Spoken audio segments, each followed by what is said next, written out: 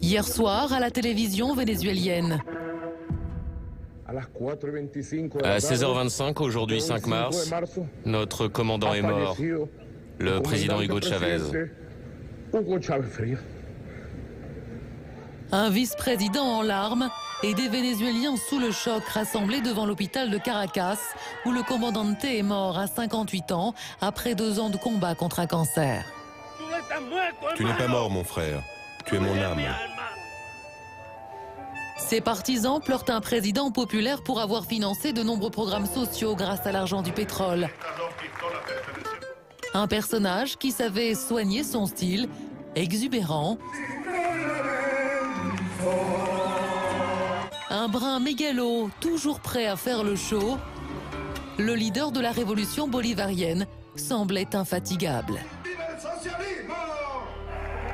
Et depuis hier, l'Amérique latine lui rend hommage.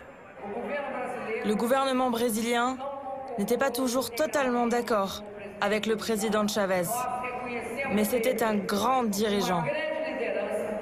Un leader salué également par Cuba et d'autres régimes syriens ou iraniens, alliés du commandante dans sa lutte contre l'impérialisme américain. Depuis Washington, pas de télégramme de condoléances, mais un simple message de soutien aux Vénézuéliens.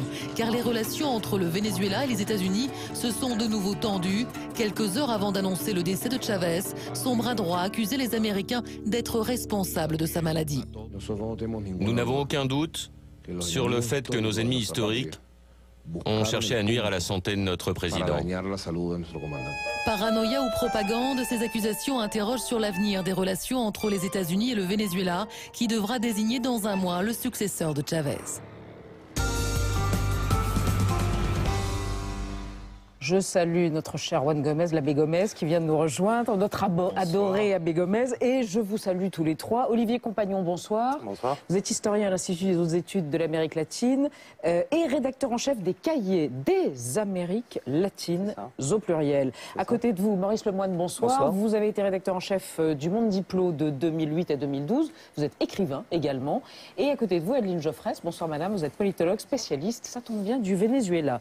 Une question en préambule sous forme de petite infime provocation. Est-ce qu'on est bien sûr, vu le culte de la personnalité et la nature spécifique de ce régime, qu'il est mort seulement hier? Est-ce qu'il n'aurait pas pu être mort depuis 1 ou 2 ou 3 jours? Hugo Chavez, Maurice Lemoine. Je n'ai pas de réponse à la question que vous mais posez. c'est plausible.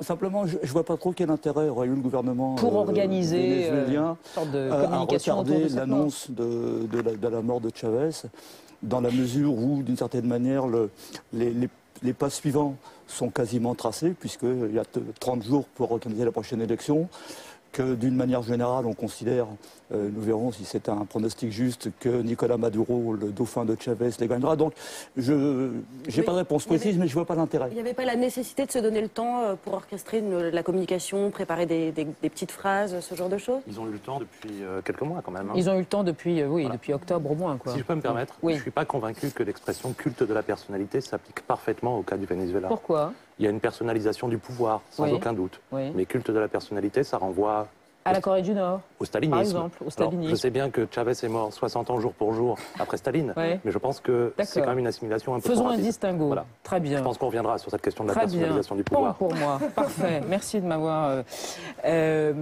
L'Amérique latine est en larmes, un certain nombre de pays sont en deuil, sont éplorés.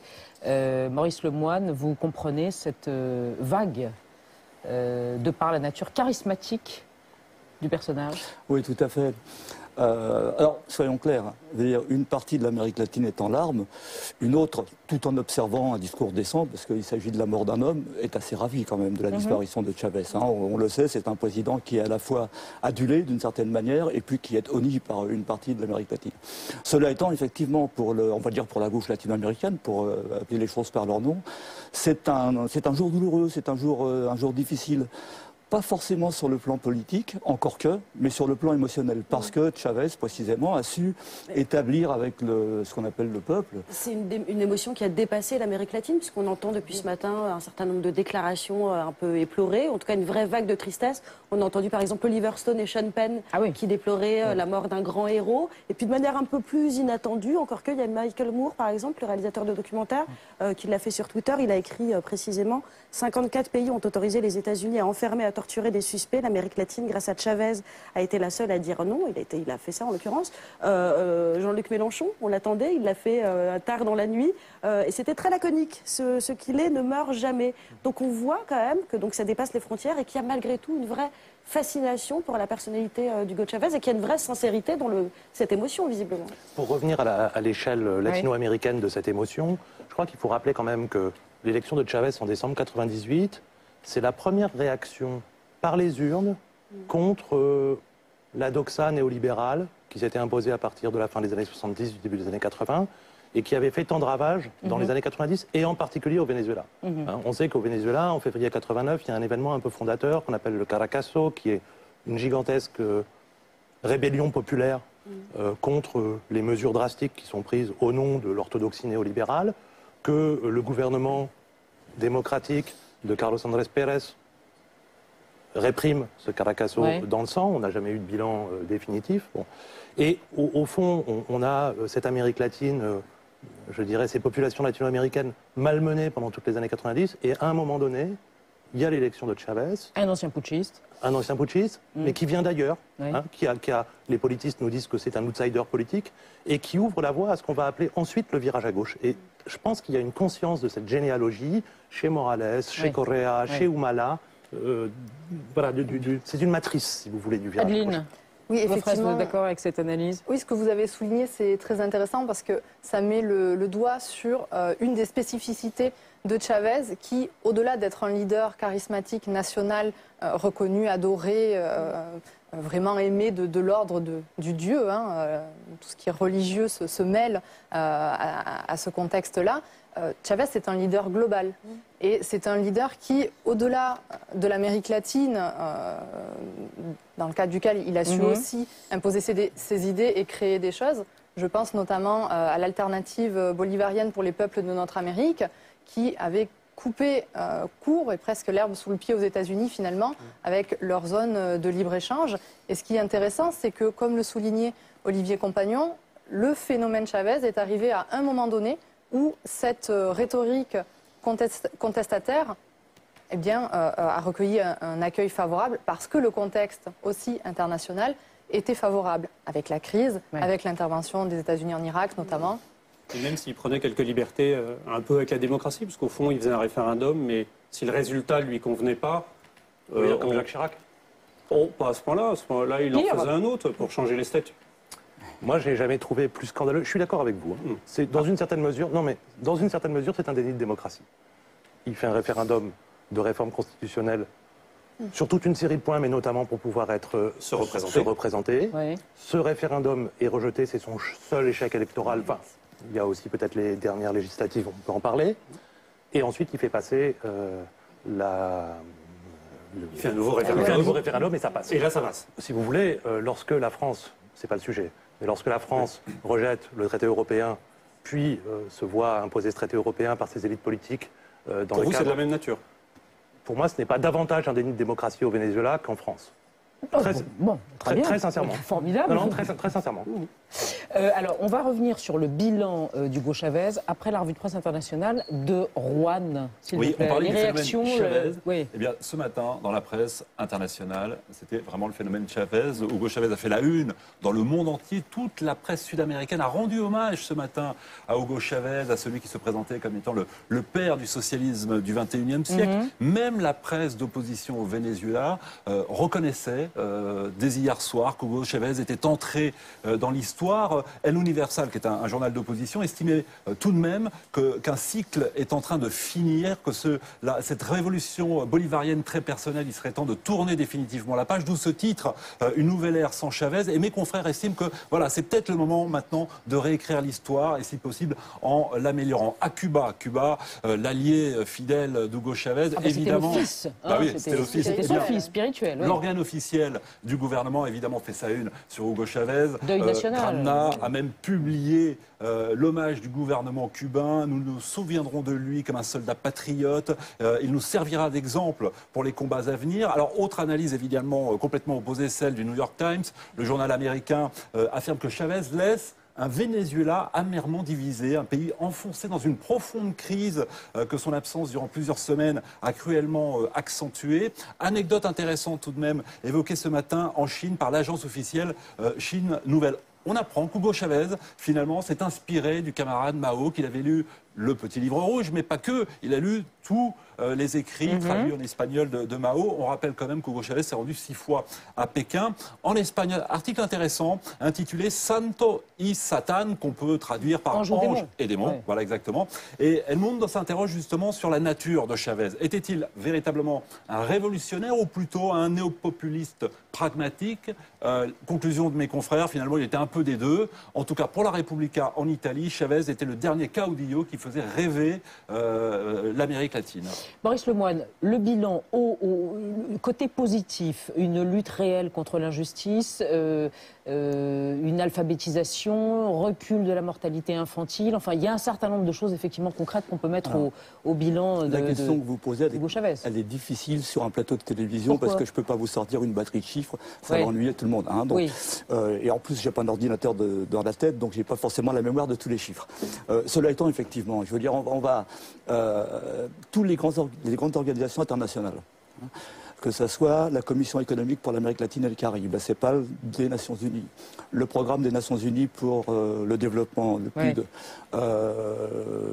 bref, l'UNICEF, je cherchais, bon, admettent et disent qu'il y a eu, sur le plan social, des progrès considérables au Venezuela. Alors après, on peut rentrer dans les chiffres. La pauvreté a diminué considérablement. Pauvreté, ça veut dire deux choses. Ça ne veut pas dire que d'un seul coup les gens, parce que là il y a parfois d'ailleurs dans les débats sur l'Amérique latine où on nous annonce que 10 millions de personnes sont passées dans la classe moyenne, ça me paraît un peu farfelu. C'est pas parce que vous sortez de la pauvreté que d'un seul coup vous vivez comme un pacha. Cela étant, la pauvreté, ça implique effectivement une augmentation des revenus, mais aussi l'accès à l'éducation, l'accès à la santé, l'accès aux médicaments. Je vais prendre un exemple et être un petit peu cruel. On traite Chavez de populiste. Il a créé, enfin Chavez, le gouvernement a créé au Venezuela ce qu'on appelle des mercals, qui sont des marchés populaires à des prix en gros 30% inférieurs au prix du marché. Hein. Il y en a 1600. Bon. Moyennant quoi, effectivement, les plus démunis peuvent se nourrir dans des conditions beaucoup plus favorables. Quelle est notre réponse à nous qui regardons le Venezuela avec beaucoup de mépris? Vous reprenez les termes de Jean-Luc Mélenchon.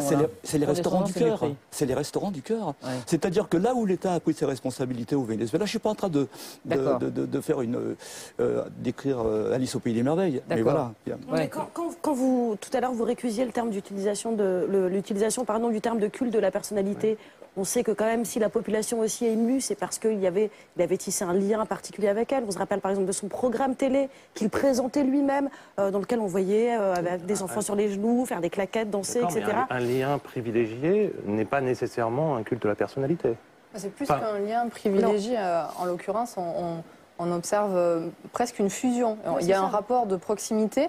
On le voit d'ailleurs sur les images aujourd'hui du cortège finalement funèbre, où il n'y a pas de séparation entre le peuple et le corps du leader. Dans cette émission, par exemple, il répondait au téléphone à des téléspectateurs, à des citoyens. Mais là, très clairement, on retombe sur les pattes populistes. Il y a une histoire d'amour. Les Vénézuéliens le considèrent comme leur fils, leur père, leur guide, il fait partie de la famille. Les citoyens pouvaient lui donner des petits papiers avec des demandes particulières. À chaque fois, il y avait une réponse.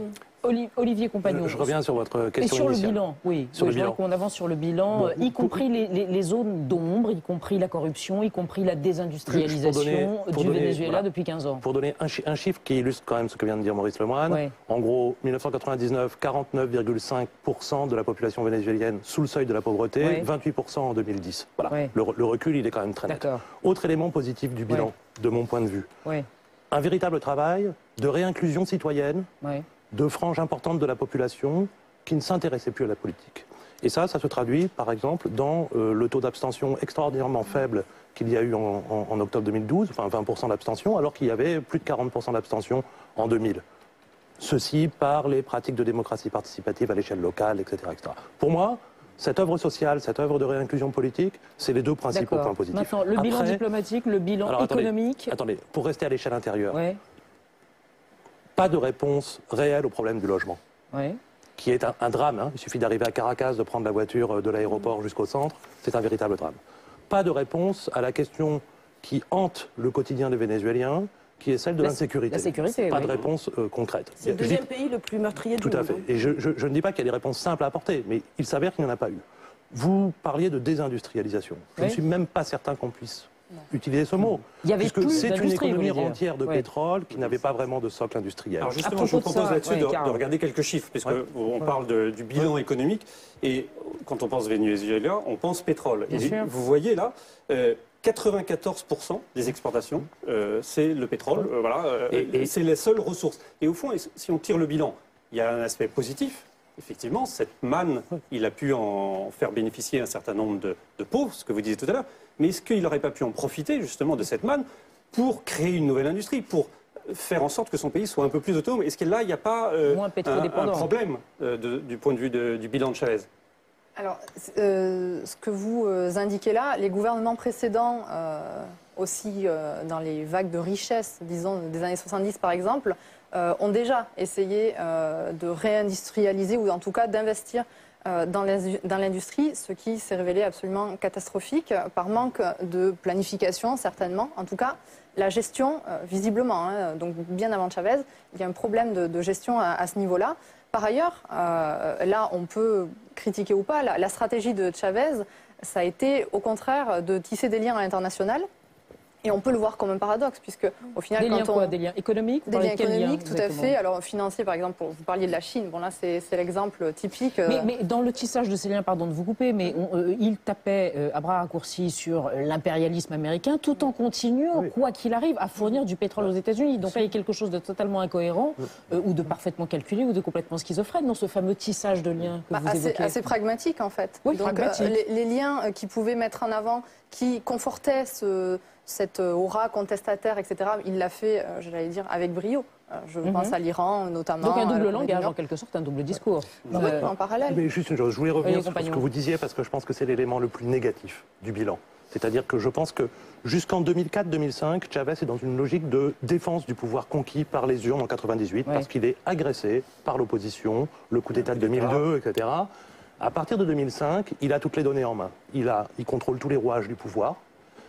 Il a un baril de pétrole hyper élevé. Et là, on peut légitimement penser, puisqu'il annonce une volonté de transformation radicale de la société vénézuélienne, qui va essayer de couper avec cette logique rentière historique. Et il ne l'a pas fait. Et moi, de mon point de vue, c'est, je dirais, le gros échec de cette période. Comment vous le qualifieriez? Comment vous l'expliquez? Alors après, est-ce que c'est une absence de vision de Chavez lui-même, de son entourage? Je ne m'aventurerai pas à expliquer. Il s'avère que, de mon point de vue, il laisse un Venezuela... En fait, il n'y a pas eu de révolution. Il y aurait peut-être eu une révolution si cette transformation avait eu lieu, mais le Venezuela va continuer à importer son essence, ce qui est quand même un paradoxe hallucinant, et à être très dépendant, par exemple, alimentairement. Est-ce qu'il n'y a pas un deuxième point noir? Vous évoquiez le pétrole, la relation avec ses amis. Parce que si on fait le compte, je veux bien qu'on dise c'est un démocrate, mais regardez le nom, tous ses amis. Fidel Castro à Cuba, Ahmadinejad, Kadhafi en Libye, Assad en Syrie, il a même soutenu les FARC en Colombie. C'est pas non plus les gens les plus fréquentables. Là, vous faites un raccourci extrêmement rapide. Je vais être un peu cruel. C'est pas à Caracas que Kadhafi a planté sa tente au milieu de la capitale. C'est à Paris. Ça. Alors, quand Nicolas Sarkozy reçoit un Kadhafi pour des histoires, pour des affaires, alors on lui tombe dessus à bras raccourcis. Mais sur Chavez, quand Laurence Parisot veut prolonger les statuts, on dit que c'est Poutine. Mais alors quand c'est Chavez, vous dites non, écoutez, c'est pas grave. Élargissons le problème. C'est beaucoup plus compliqué que ça. Les latino-américains, je ne parle pas uniquement de Chavez, ont une notion de la souveraineté nationale parce qu'elle a souvent été bafouée chez eux par les États-Unis. On connaît l'histoire de l'Amérique latine extrêmement vigoureuse. Il se trouve que, prenons le cas de Kadhafi, il y a eu organisé par Chavez et Lula du Brésil. Vous savez qu'on aime bien Lula, y compris, moi j'ai pas de prévention contre Lula. 2 sommets, Amérique du Sud, Afrique. Bien. Le dernier a eu lieu en 2009, dans lequel il y avait 60 pays africains et latino-américains. Et là se rencontraient Kadhafi, Lula, Chavez. Ce genre de réunion crée des liens... De démocrates plutôt de démocrates, peut-être, ouais. bien sûr. Ouais, non, mais en même temps, mais en même temps, ouais. Ce que je trouve intéressant, c'est que si on faisait un débat sur Lula, sur le Brésil... Oui, mais là, on reste concentré sur Chavez. Moi, je pense que là... Moi, je suis d'accord avec ça. Là où je voudrais faire une petite nuance par rapport à ce que vous avez dit. C'est que le fait qu'il fréquente des dictateurs à l'international ne signifie pas qu'en interne, c'était une dictature. Je pense qu'il est difficile de nier le fait que Chavez a toujours tiré son pouvoir d'une véritable légitimité populaire, avec je ne sais plus combien d'élections, 16, 17, j'ai arrêté de compter. Après, quand on passe à l'échelle internationale, on note effectivement des contradictions. Gagné justement à soutenir jusqu'au dernier moment le régime de Bachar el-Assad. Effectivement, le régime de Bachar el-Assad, le régime de Kadhafi. Et là, c'est une contradiction très forte qu'il faut pointer. Hein, enfin, une contradiction ou un manque de vision. Vous sous-entendiez que nous justifions cela? Absolument pas. Il y a une contradiction. Alors maintenant, pourquoi? Parce que, effectivement, très vite. Non, mais parce que c'est cette fameuse logique, les ennemis des ennemis sont les amis. Et donc, en fait, c'est la reconstitution d'un axe anti-impérialiste. En sachant qu'il faut quand même faire, excusez-moi, une part spéciale à l'Iran.